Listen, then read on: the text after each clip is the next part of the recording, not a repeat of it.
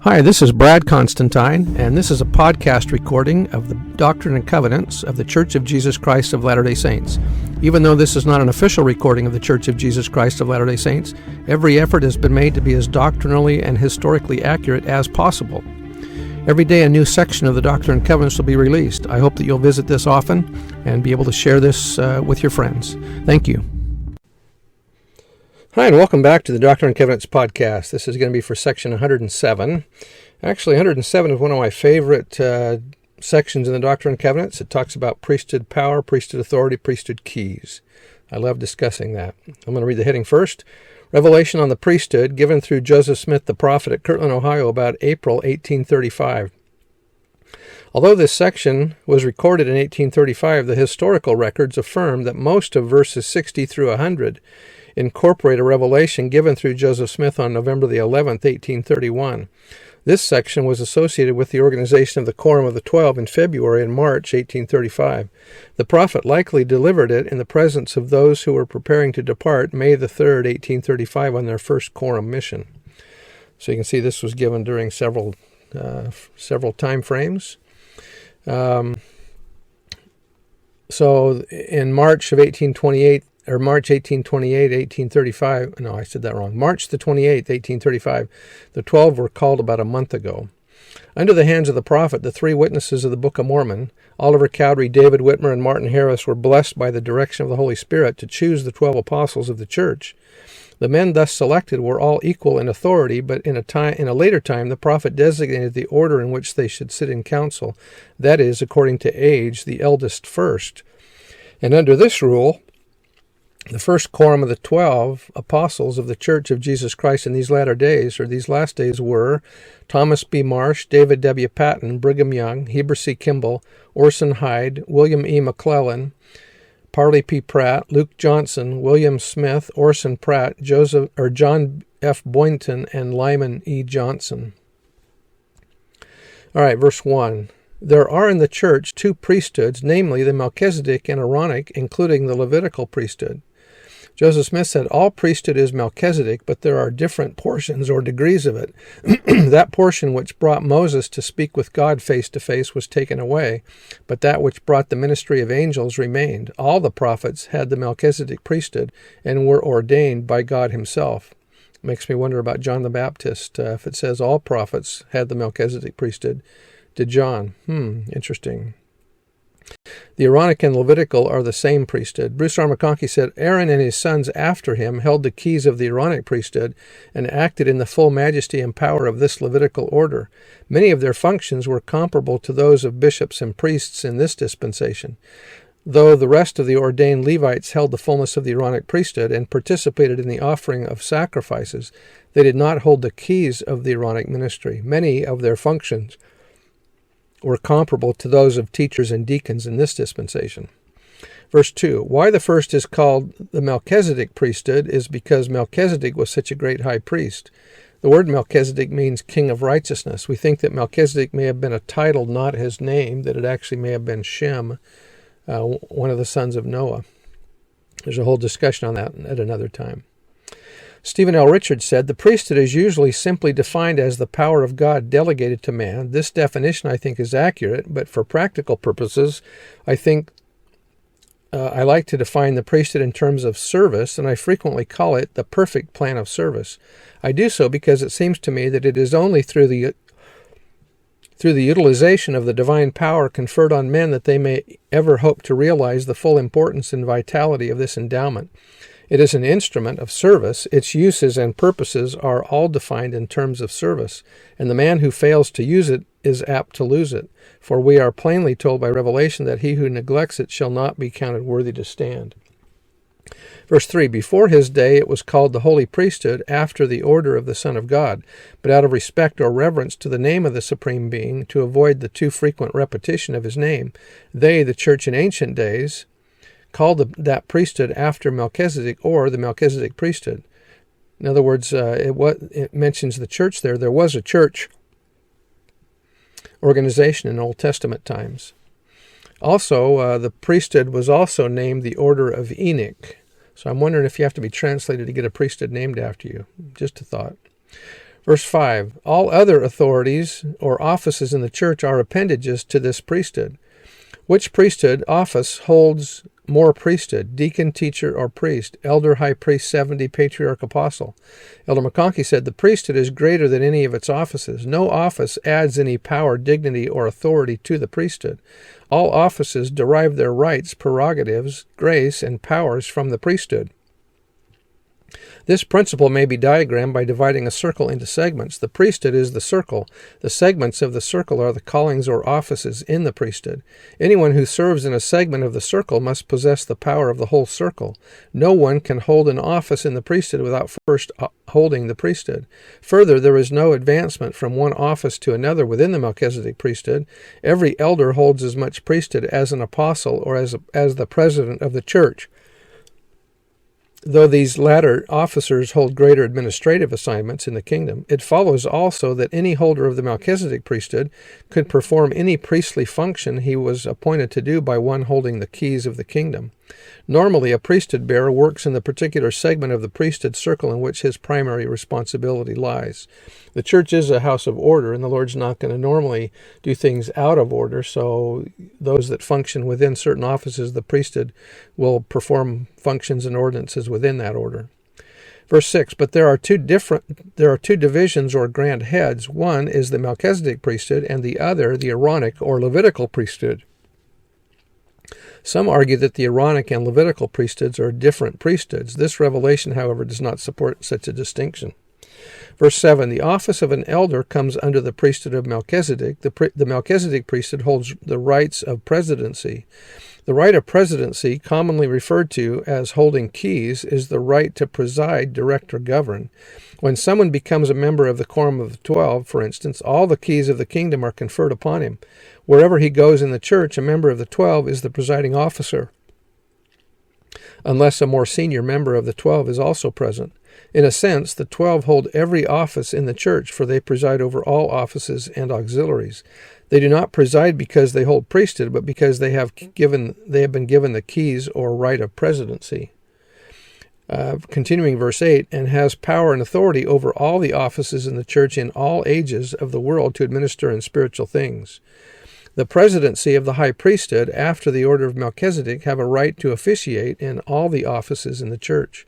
Joseph F. Smith said, we have the council of the first presidency consisting of 3 presiding high priests who are called of God and appointed to preside over the church and over the priesthood of God. And I want to say here that it does not follow, and never has followed, that the members of the first presidency of the church are necessarily to be ordained apostles. They hold by virtue of their rights as presidents of the church all the keys and all the authority that pertain to the Melchizedek priesthood, which comprehends and comprises all of the appendages to that priesthood, the lesser priesthood, and all the offices in the priesthood, from first to last and from least to greatest. Notice that it says that you didn't have to be a holder, it didn't have to be an apostle to be in the first presidency.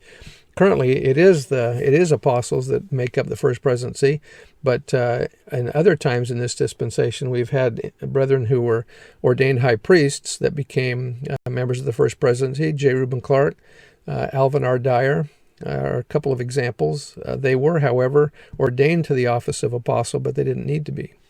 Verse 10, high priests, after the order of the Melchizedek priesthood, have a right to officiate in their own standing, under the direction of the presidency, in administering spiritual things, and also in the office of an elder priest of the Levitical order, teacher, deacon, and member.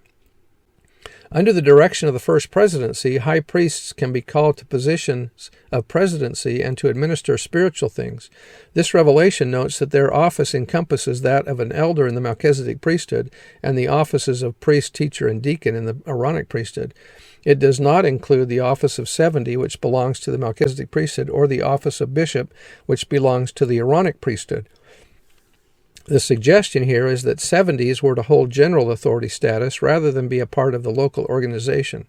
It was not necessary to include the office of bishop in this verse because a bishop, which is an office in the Aaronic priesthood, must also be a high priest.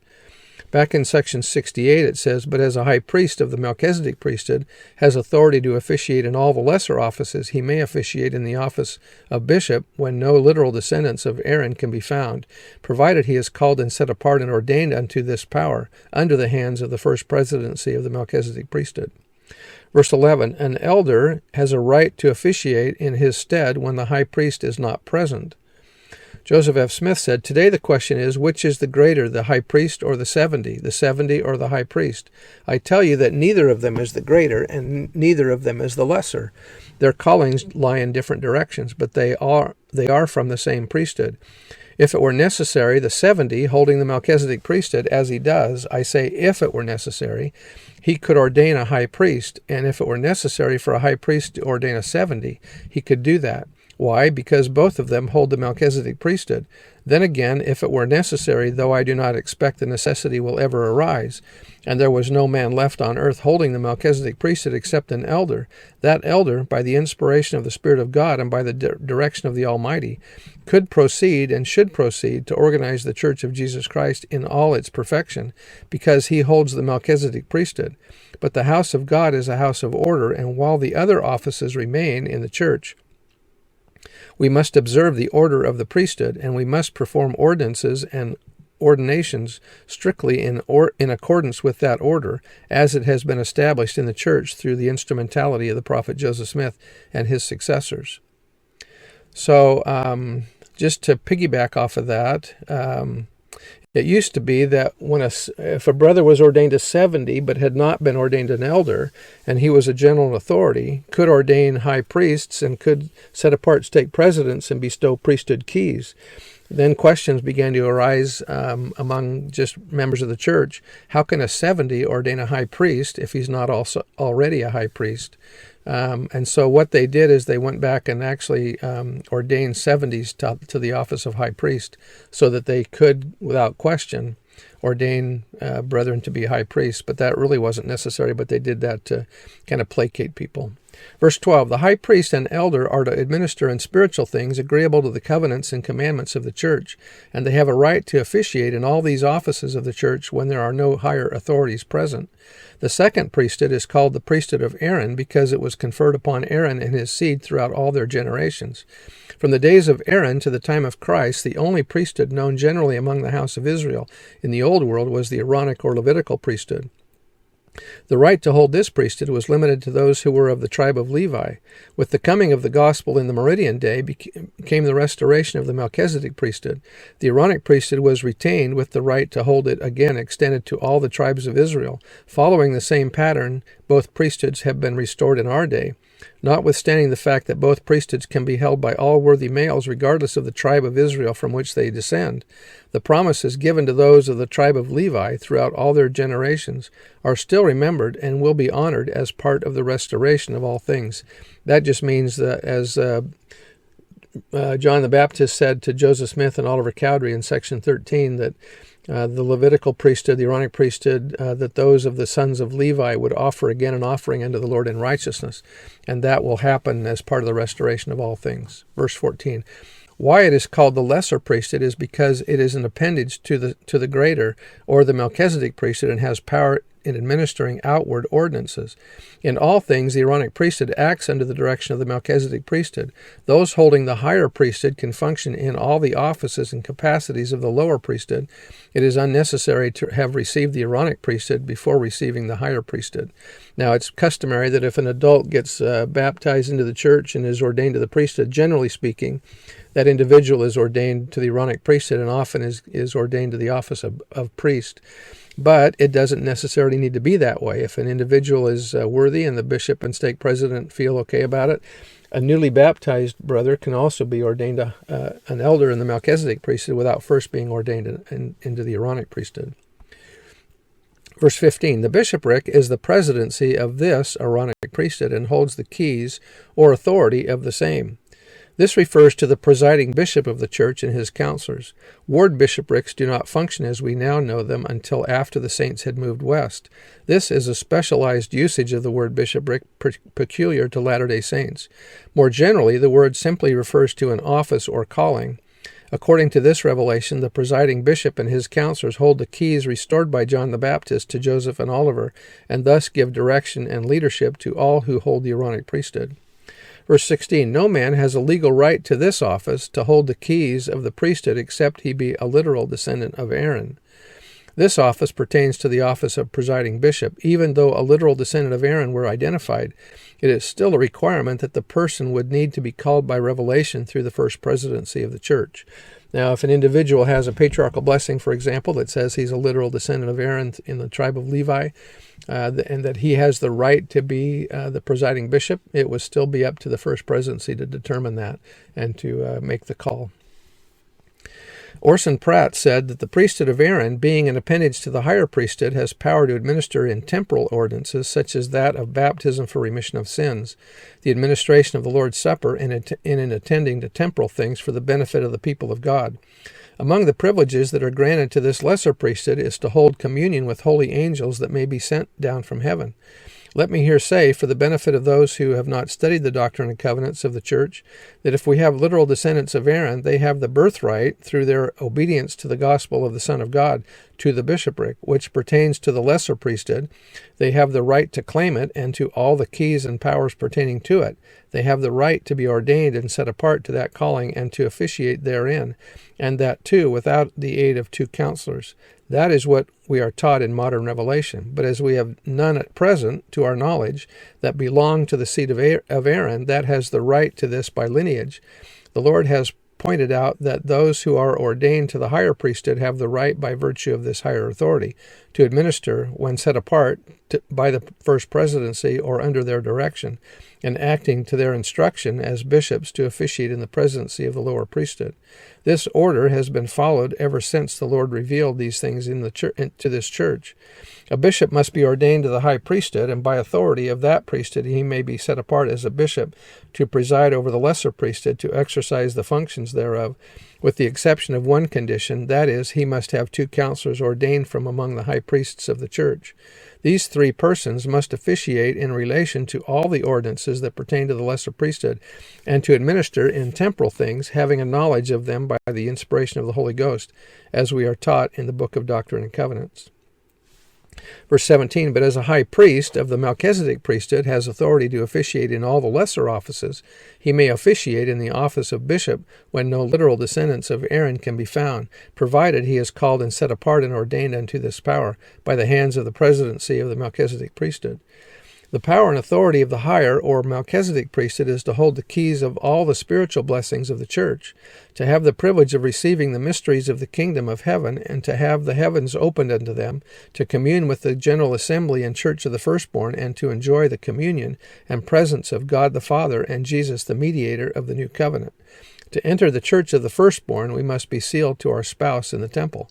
The Melchizedek priesthood was restored in order that the children of God might once again be brought into his presence. It is not future worlds to which this promise is directed, but to the mortal and corruptible state in which we now reside. Remember that there are three orders of priesthood. There's the Aaronic, the Melchizedek, and the patriarchal. As I mentioned before, that in order to be in the patriarchal, you have to be sealed in the temple to your wife or husband. Verse 20, the power and authority of the lesser or Aaronic priesthood is to hold the keys of the ministering of angels and to administer in outward ordinances the letter of the gospel, the baptism of repentance for the remission of sins, agreeable to the covenants and commandments. Baptism of water is described here as an outward ordinance, or the letter of the gospel. By contrast, the baptism of fire, meaning the Spirit or Holy Ghost, could be referred to as an inward or spiritual ordinance.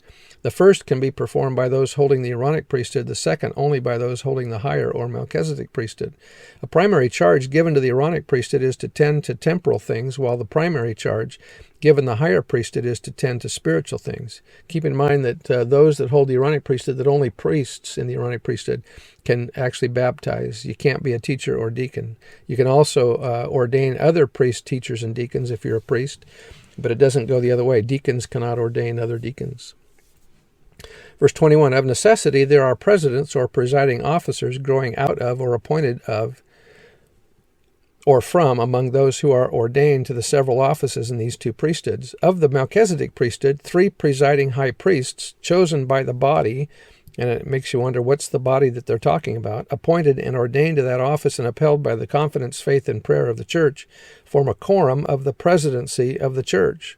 So who makes up the first presidency? It says here presiding high priests. Though somewhat ambiguous as used in this verse, the body is the newly formed quorum of the 12 to which this revelation was given.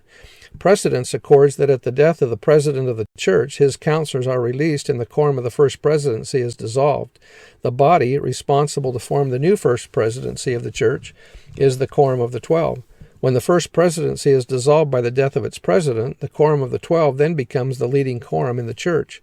Its president, the senior apostle of God on earth, presides over the church by virtue of the fact that he presides over its leading quorum. No other man on earth has the right to lead. Indeed, the quorum of the 12 cannot meet unless the senior apostle calls a meeting. When such a meeting is called, he presides over it. If revelation is to come, it must, according to the order of the church, come through him. At the death of the president of the church, the president of the quorum of the 12 automatically succeeds him. He is the mouthpiece of the Lord to the church. No one else has a rightful claim to that privilege. So there's not a single second that goes by that we don't have a prophet of God to lead the church. He's either the president of the church or the president of the quorum of the 12. But for no minute upon the earth is there ever a time when there's no leader of the church. Can the Lord change that order if he wants to? Of course, it's his church and he runs it, but should he choose to change the order he has established, he must, according to his word, do it through the channels he has ordained. The only man on earth who can receive a revelation that the president of the quorum of the 12 should not lead the church is the president of that quorum. No other individual or quorum can receive that revelation until it has come through the channel the Lord has ordained. If a man is worthy and capable of presiding over the quorum of the 12, he is certainly worthy and capable of presiding over the church. Rather than, what if the senior apostle is serving as a counselor in the first presidency at the death of the president of the church, rather than as president of the quorum of the 12? Right now, when this is being recorded in July of 2020, President Oakes, who is in the first presidency, is the quorum president, but Elder Ballard is the acting president. The only man on earth who can receive revelation, that the president of the quorum of the 12 should not lead the church is the president of that quorum. Okay, I read that, didn't I? A senior apostle serving in the first presidency is sustained as a member of the first presidency and as president of the quorum of the 12. The next senior apostle is sustained as acting president over that quorum. When the first presidency is dissolved by the death of its president, the counselor, who is the senior apostle, assumes his rightful position as the president of the 12. The system of succession in the presidency of the church is but one of many illustrations of the Lord's genius. No room exists for contention, aspirations of the unworthy, or uncertainty, nor is the church left without inspired leadership for so much as a moment. For with his last breath, one prophet bequeaths the office to another, according to a system instituted by the God of heaven himself. Wilford Woodruff said, "Do you know of any reason in case of the death of the president of the church why the 12 apostles should not choose some other than the president of the 12 to be the president of the church? I know of several reasons why they should not. First, at the death of the president of the church, the 12 apostles become the presiding authority of the church, and the president of the 12 is really the president of the church by virtue of his office as much while presiding over the 12 apostles as while presiding over his two counselors. Second, in case of the death of the president of the church, it takes a majority of the 12 apostles to appoint the president of the church, and it is very unreasonable to suppose that the majority of that quorum could be converted to depart from the course marked out by inspiration and followed by the apostles at the death of Christ and by the 12 apostles at the death of Joseph Smith." I don't know if I read this last part of the verse. Appointed and ordained to that office and upheld by the confidence, faith, and prayer of the church form a quorum of the presidency of the church. I did read that, okay. J. Reuben Clark said, "Anyone not desiring to sustain anyone proposed may not only indicate his dissent here, but he may, if he wishes, present his objections to the proper authority of the church, and will be given an opportunity hearing, an appropriate hearing. This is the rule and order of the church."